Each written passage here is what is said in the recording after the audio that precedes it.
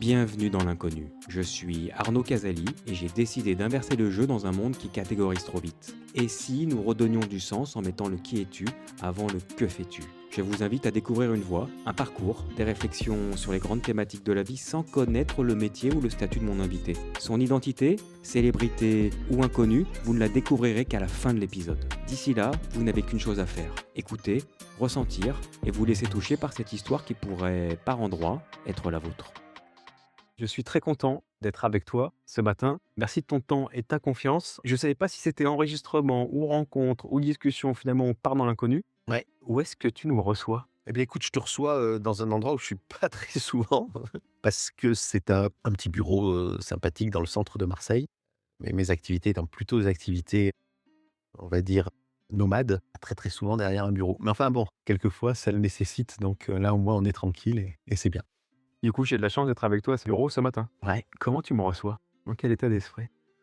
Curiosité et très, très, très serein d'abord. J'aime bien ces nouvelles, opportunités de communication et puis, curieux parce qu'en effet, c'est assez original comme démarche donc, voilà, moi curiosité et le fait de vouloir justement rapidement en savoir plus et voir comment ça va déboucher.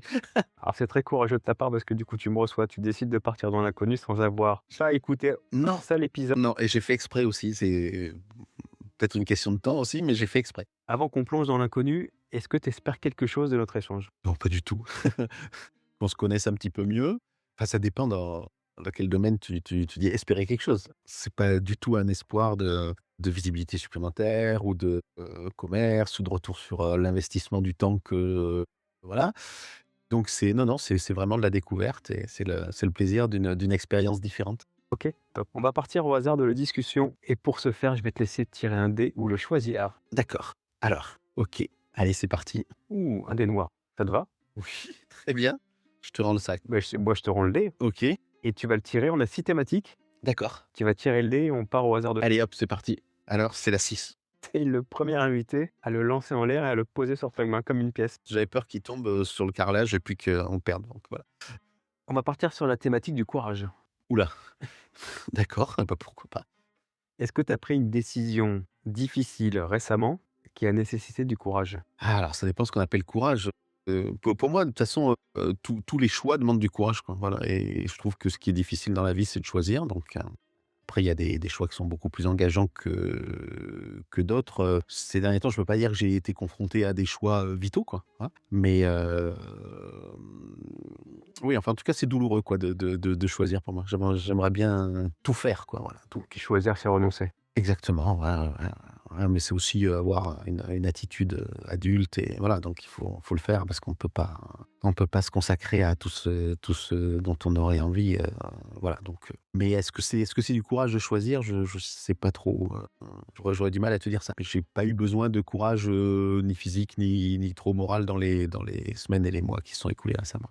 Et alors, du coup, quelle est ta définition du courage? Ah, c'est l'engagement fort, c'est un engagement de vie, c'est le fait d'aller dans une direction, de pas se retourner, d'avoir aussi une fois qu'on a fait un choix, de s'y tenir, hein, donc de rester dans la ligne, quoi. C'est ça qui me paraît compliqué. Tu un exemple? Le sport, enfin, moi je trouve qu'aujourd'hui, il y a beaucoup de sportifs qui sont extraordinaires. Je pense à Covil là qui a fini son tour du monde à la voile là. Moi je pense que c'est des gens qui en effet, que j'admire parce qu'ils se retournent pas, parce qu'ils sont conscients du danger, de la difficulté, qui calculent tout donc c'est pas des fous furieux et en même temps, bah, ils vont jusqu'au bout de ce qu'ils ont envie de faire quoi et d'ailleurs souvent ça marche. Alors je pense qu'on parle plutôt de ceux qui marchent que ceux qui y arrivent pas mais voilà. Donc moi, c'est un peu pour moi, j'ai toujours associé courage, je sais pas pourquoi, c'est peut-être pas la bonne définition, mais à physique plutôt, quoi, voilà. Et pas forcément mental. Pas forcément mental, parce que je suis peut-être pas habitué à parler de courage pour des choses mentales, mais ouais, plutôt physique. OK, plutôt physique. Est-ce que être courageux, c'est accepter de perdre? Ah oui, oui, bien sûr, ça fait partie du truc, mais je pense qu'on peut accepter de perdre que quand on a mis en place tout ce qu'il fallait pour gagner, quoi, voilà. Donc après, ouais, il peut y avoir des aléas, qui t'amènent à un résultat qui n'était pas celui que tu espérais ou que tu attendais ou que tu avais construit. Mais bon, globalement, je pense qu'en effet, quand on met enfin, parce que je suis assez positif de caractère, quand on met tous les atouts de son côté, il y a quand même 95 de chances que ça réussisse, quoi. On part sur une deuxième thématique? Si tu veux. Je te laisse retirer le dé. Alors, ça, c'est le 3 cette fois-ci. Et le 3, c'est l'amour. Ah, d'accord. Comment tu manifestes l'amour au quotidien? Bah, pour moi, c'est du don de soi, c'est de l'écoute de la personne aimée, donc c'est du partage, c'est du renoncement, enfin, c'est très compliqué. C'est penser plus à l'autre qu'à soi-même, donc je vois ça comme ça, mais sans pour autant, ce qui peut avoir été un débat dans ma vie sentimentale, sans pour autant être dans quelque chose de fusionnel. Tu vois? Enfin, je pense qu'il est important que les caractères, que les personnalités restent, quoi, voilà. Mais en même temps, l'amour, c'est avant tout du don de soi, quoi. Tu décorrèles du coup la fusion et l'amour? Oui, complètement, ouais. Que ça a toujours été le cas ou pas? Oui. Décorrélé? Non, globalement, enfin, attends, là, tu me prends un peu au dépourvu, il faudrait que je fasse un petit retour, vu mon âge.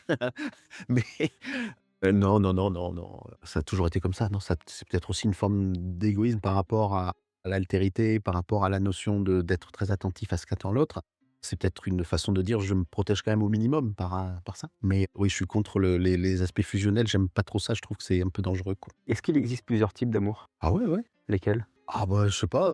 Oui, il existe un amour platonique, il existe un amour physique, il existe un amour intellectuel, il existe, un amour proche, un amour lointain. Enfin voilà, on peut être, à mon avis, séparés physiquement et s'aimer. Voilà donc non, il y a plusieurs formes. Enfin, si c'est ça ta question, il y a plusieurs formes.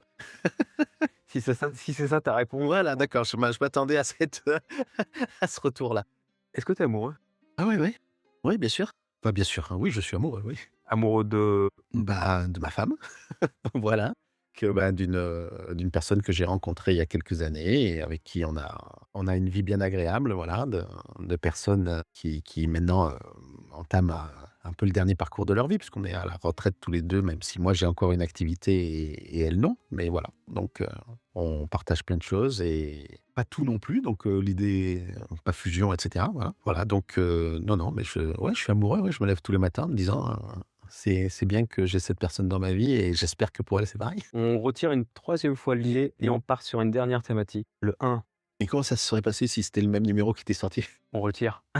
Ou soit je laisse à mon invité le choix de la thématique. D'accord, OK, parfait. On part sur l'être, Oui, la relation à soi. oui. Est-ce que tu as une routine et à quoi ressemblent tes matinées concrètement? Alors écoute, on va être très concret. La seule routine que j'ai, c'est de prendre, et encore c'est pas très, très vieux, mais c'est de prendre une douche, vraiment bien froide le matin. Voilà. Ça c'est ah ouais, ouais, vraiment froide. Je sais pas, ça me réveille, ça me met dans le coup et cetera. J'ai des activités qui ne nécessitent pas que j'ai des horaires précis, ce qui peut d'ailleurs, ne pas être toujours quelque chose de facile à vivre et toujours un avantage, mais globalement, je pense qu'il y a pas mal de gens qui aimeraient bien vivre ce type de vie où il y a pas d'horaire, quoi, voilà. Enfin, entendons-nous bien, quoi. Il peut y avoir des rendez-vous, des choses comme ça, mais globalement, j'ai donc pas forcément de routine à mettre en place, après donc en dehors de ce petit truc, un peu personnel de cette douche froide le matin là, mais parce que tu me poses la question, c'est pour ça. Le reste non, j'ai pas de, alors, justement ma compagne me dit: «Ah, tu des tics, t'as des machins, t'as des trucs», je sais pas, j'aime bien par exemple, tu vois, on est à l'ère du numérique où j'aime bien continuer à lire les journaux, donc à froisser des pages, voilà, mais j'ai pas de routine particulière. Et alors dans ton rapport à toi-même, quels sont les moments où tu prends soin de toi et comment tu prends soin de toi? Ah, alors ça, c'est une vraie question parce que, je sais pas trop ce que c'est, quoi. J'ai pas l'impression dans le fait d'avancer, j'ai certainement tort, mais je me dis, «Faut pas trop penser à toi», quoi, voilà. Donc bah, je fais pas très attention à ma santé, à mon look, à ce que je mange, donc je cultive pas, une relation à mon corps, à mon esprit qui m'amène à me poser ce genre de questions, quoi, tu vois? Voilà. Sauf la douche froide le matin qui te fait du bien. Ouais, la douche froide le matin, ça fait du bien, ouais, ça, c'est juste pour se réveiller, ça. Du coup, tu prends soin de toi. Ah oui, oui, oui, enfin, je prends soin de moi. Je sais pas si je prends soin de moi parce qu'il y a pas mal de gens qui me disent: «C'est un peu crétin de prendre une douche froide quel que soit le temps, quoi». Écoute, voilà, en tout cas, ça réveille et ça met en forme parce que, ouais, les journées sont bien pleines, donc De quoi tu es fier actuellement?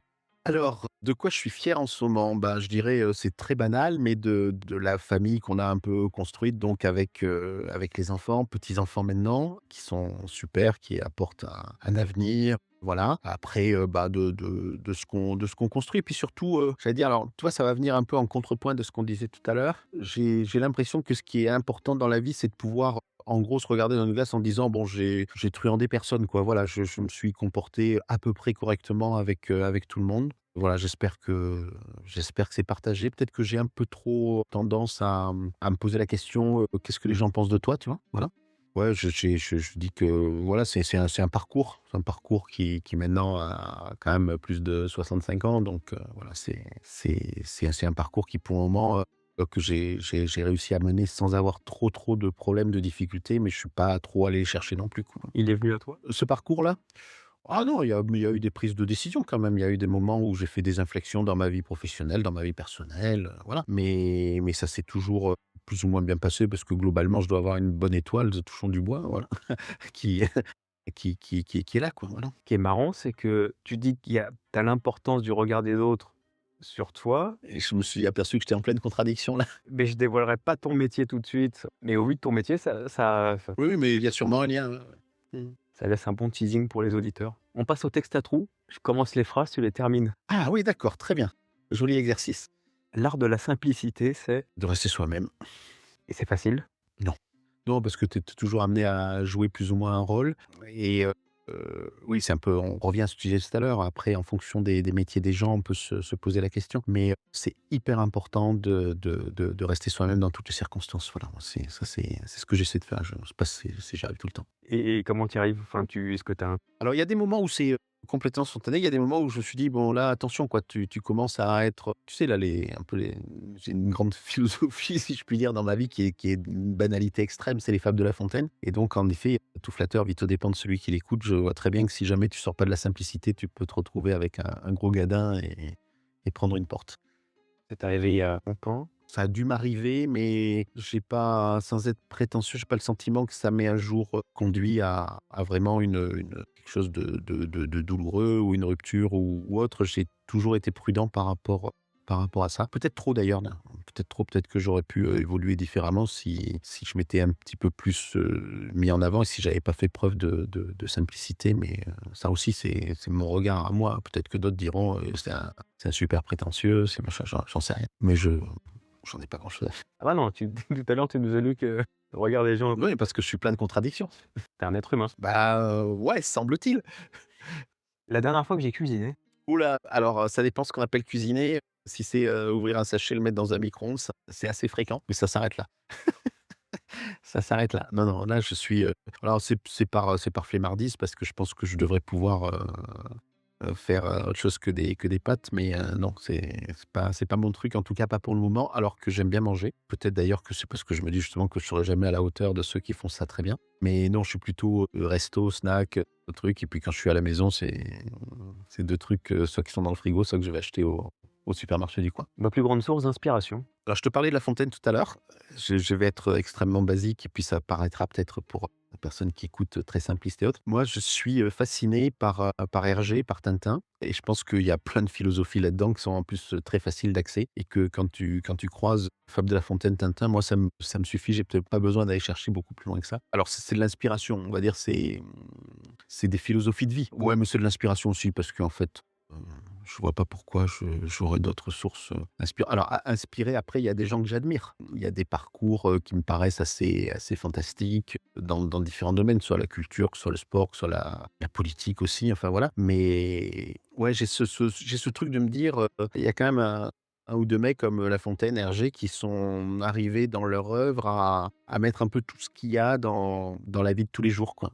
C'est pour ça que, par exemple, les intrigues de Tintin sont souvent d'une banalité, quand tu y réfléchis assez forte, hein, où c'est toujours des trucs que les gens disent c'est du raccro, dans Tintin le Temple du Soleil, il se sauve parce qu'il trouve un article de journal un bout d'article de journal dans sa cellule. Bon et combien de fois, en lisant un bout de journal, j'ai trouvé, une sortie à un problème ou une opportunité. Donc je me dis après tout, ce mec-là, il est pas idiot comme, Trésor de la Caméra Rouge, ils font le tour du monde pour, trouver un trésor qui en fait est à leurs pieds dans le château, quoi. Et ça aussi, c'est ce que je dis tout le temps aux enfants ou aux petits-enfants, je leur dis: «En fait, c'est vous qui avez sous vos pieds, la totalité de votre potentiel. Vous n'avez pas besoin d'aller chercher des trésors à l'autre bout du monde». Voilà, donc c'est des trucs très simplistes, très basiques, mais après tout, moi, je suis pas sûr qu'il faille chercher l'inspiration dans des choses très compliquées, quoi. Voilà, donc en toute honnêteté, je dis ça. Je sais pas si si ça sera retenu ou non contre moi, parce que les gens vont se dire: «Ouais, c'est quand même un peu simpliste». ce personnage, mais voilà. Ou pas, voilà. Dans 5 ans, j'aimerais avoir appris à... J'aurais tendance à dire, parce que j'aime bien la répartie, faire la cuisine, quoi. Voilà. Oui, oui, allez, bon objectif. Alors, c'est quoi? Rendez-vous dans 5 ans. Rendez-vous dans 5 ans, ma femme sera contente, ouais. Rendez-vous dans 5 ans. Ou alors, Mais elle va me demander d'aller plus vite que 5 ans.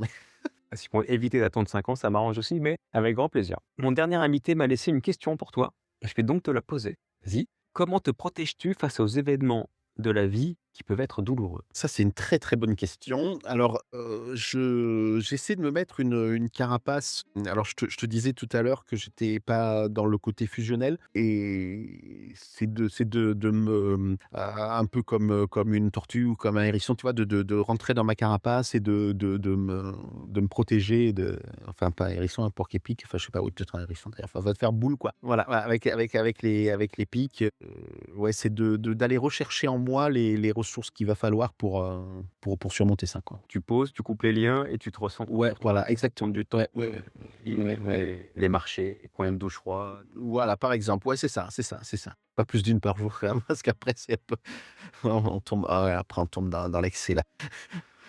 Dans l'extrême. Voilà, exactement, ouais. Ok, tu recentrer quoi. Exactement. Ouais. Ok.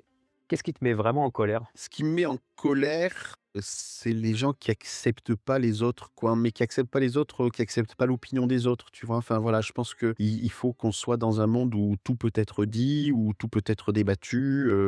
J'ai mes idées, elles sont, sans doute, parfois très tranchées, mais c'est un peu le côté voltairien, quoi, de dire: «Moi, je partage pas forcément vos idées, mais je mourrai ou» c'est un peu excessif, mais en tout cas, je me battrai pour que vous puissiez quand même les exprimer. Voilà, donc moi, ce côté un peu manichéen, c'est noir, c'est blanc, ça me plaît moyennement. Je pense que quelque part, il faut que toutes les idées puissent être et ça m'inquiète un peu dans le monde actuel, sans vouloir, être un commentateur du monde actuel, mais je trouve qu'aujourd'hui, il y a beaucoup trop de choses qui sont interdites à l'expression et ça me paraît dangereux pour l'avenir, quoi. Quel est le moment ou quel est l'un des moments les plus difficiles que tu aies traversé? C'est quand je pense que finalement, je m'en suis pas forcément aperçu sur le coup, mais je vois que je l'ai mémorisé, que je m'en souviens presque tous les jours. C'est quand j'ai fait alors pourtant c'est pas un moment d'une difficulté énorme, hein. C'est quand j'ai pivoté dans ma vie professionnelle et que j'ai eu des critiques très, très violentes de mes parents là-dessus. Enfin j'avais un âge où ils avaient plus à dire quoi que ce soit sur, quoi que ce soit, mais voilà, j'ai été marqué parce que j'ai le sentiment que j'ai fait une évolution qui leur a pas plu du tout et ça m'a marqué, quoi, voilà, parce que je pense que j'ai toujours essayé d'avoir des liens familiaux, extrêmement, extrêmement forts avec peut-être une forme de lâcheté disant, «Bah, je peux renoncer sur tel point pour leur faire plaisir là» et là, cette rupture-là, qui a été assez brutale parce que c'était 2 métiers très, très différents et avec une sécurité qui était dans le métier que je quittais et pas dans le métier que j'attaquais, avec une, famille, avec des enfants, avec des charges et cetera et là, il y a eu une vision très négative. Je pense pas que j'avais besoin que mes parents à ce moment-là me disent, «Vas-y fonce». J'avais pas besoin de leurs conseils positifs, mais j'avais sûrement pas besoin d'un truc et ça a été assez violent que je l'ai assez mal perçu. Alors j'ai eu la chance d'avoir, que ce moment, là difficile dont je me souviens au moment où tu me poses la question. Voilà, pas de problème de santé majeur, pas de que donc je peux exprimer ça comme ça, quoi. Mais oui, voilà. Tu donc du courage de continuer? Bah, là où moi je pensais que c'était une évolution plutôt sympa et plutôt en effet offensive et trucs, j'ai été un peu traité d'inconséquent si tu veux à ce moment-là et donc ça m'a un peu déplu. Alors je reconnais tout de suite qu'en te disant ça, je suis encore en contradiction avec ce que je disais tout à l'heure, que le regard, des autres m'importe peu, mais je dirais que quand c'est la famille, c'est un peu différent parce que c'est un regard, voilà. Voilà, c'est ça, ouais, ouais, ouais. Comment tu l'as dépassé? Ouais, je sais pas si je l'ai dépassé ça, hein. Je sais pas si j'ai dépassé, je pense que ça restera quand même un truc où, waouh, un peu violent. Donc du coup, tu y es allé quand même? Ouais, il y avait une phrase, je peux te la dire parce que je la dis aux gens que j'aime et quand je me souviens de ça, c'est, puisque bon, on va rester dans la règle du truc, mais, je peux te dire ce que j'étais il y a longtemps puisque les gens ont plusieurs vies. Il y a longtemps, j'étais financier donc à ce moment-là, quand j'ai fait cette évolution à la fin des années 90, mais c'est peut-être la phrase qui était violente et qui fait que derrière j'ai trouvé la situation violente. Ma mère m'a dit: «Tu étais dans la banque, maintenant tu es saltimbanque». Tu vois? Donc, alors après comme moi j'aime bien jouer avec les mots, peut-être j'ai été pris à mon propre piège aussi et que ça m'a pas trop plu, mais c'était violent. Merci beaucoup de ta transparence. C'est normal, ça arrive du jeu, non? Je sais, mais chacun met ce qu'il veut de soi et dans le de cette profondeur. On accepte. C'est joli. Quelle est la question que tu aimerais poser au prochain invité? La question c'est, comment vous appréhendez le podcast? Depuis que vous savez que vous êtes invité, comment vous appréhendez le podcast? Comment tu appréhendes le podcast? Ce sera la question de mon prochain invité. Est-ce qu'il y a quelqu'un ou quelque chose que tu aimerais mettre en lumière? Quelqu'un ou quelque chose que j'aimerais mettre en lumière? Alors là, tu me poses la question, il y a peut-être pas mal de choses ou pas mal de gens. Moi, je pense que globalement, ouais, si j'ai des héros du quotidien, c'est les profs aujourd'hui, quoi. Voilà. Et tout ce qui est éducation, bon alors, ce matin, le hasard a fait que je suis tombé sur, une émission autour de Samuel Paty. Je suis assez marqué par, ce qui est arrivé à ce gars-là et voilà, je trouve qu'aujourd'hui, en effet, par rapport à ce que je te disais tout à l'heure, c'est-à-dire un monde manichéen, compliqué. Bon, ce garçon a manifestement, alors je connais pas tout le dossier, mais essayé d'expliquer que ce qui était important, c'était quand même d'éduquer les jeunes à avoir un esprit critique, à savoir penser par eux-mêmes, à pas être trop influencés. Voilà, donc je pense qu'aujourd'hui, il y a un problème majeur en France qui est le problème de l'éducation au sens large et que quand même, bien qu'on dise que maintenant ça peut passer, ça doit passer toujours par la famille bien sûr, mais aussi par l'entreprise ou, différents canaux. Je pense que ça passe avant tout par l'école et donc,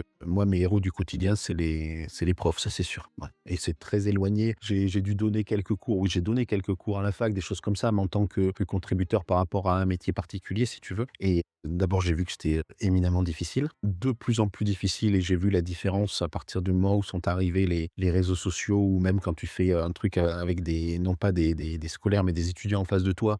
Ils pensent qu'il y a une chose, c'est à vérifier sur leur téléphone si ce que tu dis, correspond, quoi. Donc, ouais, c'est compliqué, quoi. Et je trouve que ce sont vraiment des gens, pour la majorité d'entre eux, bien sûr, c'est tellement vaste le monde de l'enseignement qu'il y a des gens qui sont sûrement pas géniaux, mais globalement, c'est quand même pour moi des héros du quotidien parce que compliqué, quoi.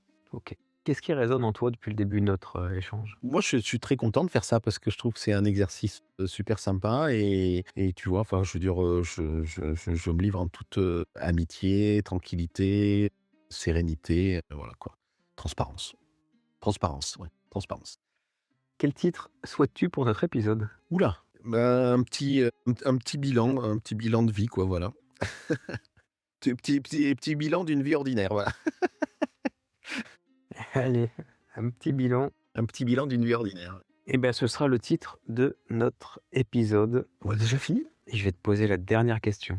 Qui es-tu? Donc, j'y vais franco. Donc je suis Yves Blisson, j'ai 66 ans et aujourd'hui je mène, une activité, compatible avec une retraite, méritée ou pas, c'est pas à moi d'en juger, mais dans les médias en local, sur Marseille avec un projet, assez sympa apparemment d'alliance de médias qui sont un peu aujourd'hui, méconnus. Voilà. Et qu'est-ce qui t'a fait passer de la finance aux médias? Bah, parce que, je pense d'abord que la finance, je parlais tout à l'heure de l'éducation, c'est un monde qui nécessite beaucoup de pédagogie, d'explication, puisque j'étais dans la partie, gestion de patrimoine, donc qui est pas qui s'apprend pas à l'école, hein, donc c'est pas très connu, c'est tous les débats qu'on a aujourd'hui sur à quoi sert l'épargne en France avec, 18-19 de taux d'épargne et pas une implication forte dans le monde de l'entreprise, voilà, donc ce qui m'a toujours plu dans la partie financière, c'était de travailler sur des bilans d'entreprise, sur de la communication d'entreprise, sur des cours de bourse, et cetera, qui faisaient appel à beaucoup, en effet, d'échanges, de communication et d'impression que les gens ont sur telle ou telle, valeur, voilà et donc après, dans la logique de tout ça, bah, je commençais, je te disais tout à l'heure, à donner quelques cours à la fac, ensuite à faire des émissions de radio, à écrire des articles de journaux. Il y a eu un moment où les professions financières se sont tellement structurées que ça a plus été que de la vente, du marketing, du truc et cetera et donc là, en 95-96, ouais, dans ces années-là, donc au millénaire dernier, j'ai pivoté vers la com, voilà. Alors au départ, communication financière, ensuite, comme en région ici à Marseille, parce que je suis quand même très, très accroché et très attaché à ma ville et à ma région, ça c'est une activité assez parisienne, ça nourrissait pas trop son homme de faire ça, donc après j'ai élargi à des choses qui sont plutôt liées au monde de l'économie, mais dans un système de communication assez classique, qui fait appel maintenant aux nouvelles techniques comme les podcasts, les vidéos courtes, les captations d'événements, enfin tout ça. Tu es aussi animateur? Oui, c'est ça. C'est l'activité principale aujourd'hui, c'est d'animer des colloques, des conventions, des séminaires, fermés ou ouverts, et après donc d'animer ce groupe de médias. Ouais. Qu'est-ce que tu as vu changer justement dans les médias par rapport au dernier millénaire? La réaction par rapport aux jeunes générations?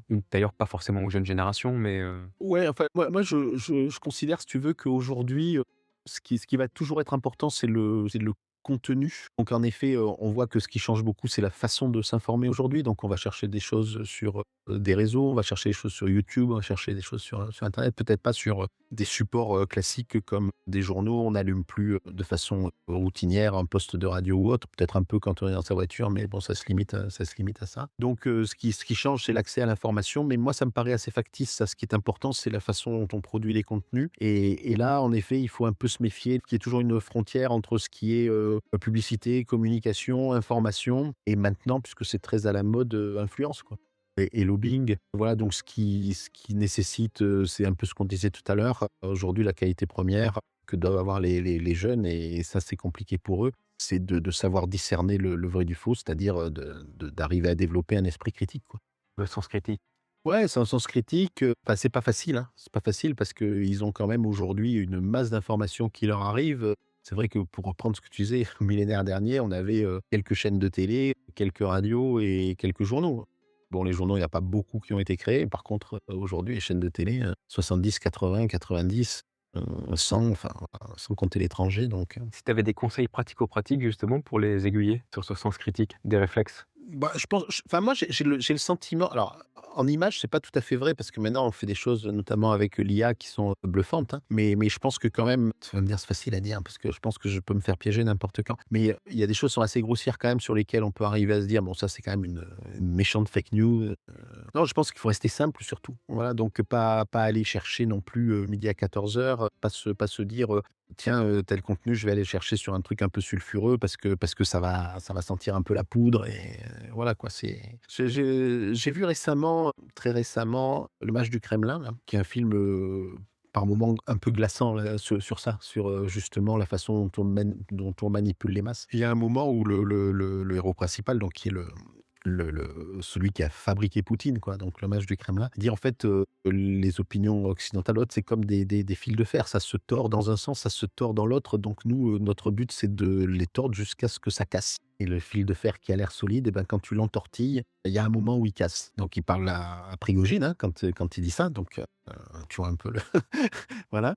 Et en effet, ça m'a fait très peur parce que je me dis: «Ouais, c'est facile parce qu'un fil de fer» c'est exactement ça, quoi. On a l'impression qu'on a la robustesse d'un fil de fer et puis on est tordu de partout donc c'est là où il faut, apprendre à détordre le fil et c'est compliqué. Mais et ça va l'être de plus en plus. Donc je pense que déjà, il faut aller vers des choses simples, il faut faire confiance mais une fois qu'on a fait confiance, bah, être certain qu'on a fait confiance à des gens corrects, quoi. Donc c'est très compliqué. C'est difficile mais je pense qu'il y a quand même un 6e sens qui fait que si tu fais attention à un certain nombre de choses, tu peux avoir confiance en quelqu'un. Enfin, j'ai sûrement, été abusé par des personnes à qui j'avais fait trop confiance, mais globalement, je suis passé à côté d'occasions, j'ai pas voté toutes les opportunités, mais j'ai essayé de faire attention à la nature humaine et qui j'avais en face de moi. Alors après, c'est peut-être parce que quand on commence à être un peu âgé, on sent les coups partir, mais si tu veux, je crois qu'aujourd'hui, avec un peu de raisonnement, tu peux te dire: «Non, celui-là, il faut pas que je deal avec lui, il faut pas que je fasse des trucs avec lui, il faut pas que j'écoute ce qu'il me dit, il faut pas que je lise ce qu'il écrit» et cetera.